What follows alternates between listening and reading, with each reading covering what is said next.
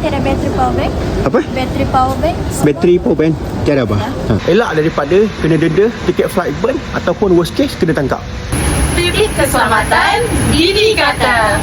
Kalau kau nak travel domestik ataupun international, pastikan dokumen kau lengkap. Sama ada pasport, work permit, visa, bergantung pada lokasi mana kau nak pergi.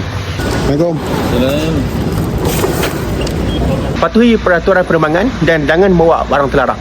Dekat airport, ini adalah antara zon yang paling kritikal. Kat sinilah kita akan check kalau ada bawa barang terlarang. Polis bantuan kat sini ni memang dilatih dan diajar untuk detect kalau ada benda-benda yang abnormal, barang terlarang, cubaan masuk sudut dan sebagainya. Dan kalau korang tengok, kalau kau pergi dekat airport, janganlah buat-buat baik. Terutama kita ni orang Malaysia, kadang-kadang kita ni simpati. Masa kat gate ni lah ada orang minta tolong pegang anak lah, tolong bawakan barang lah dan sebagainya. Dan jangan buat demikian. Pastikan korang jangan tinggal kau punya bag, even kalau kau pergi tandas sekalipun. Cegah sebelum kena.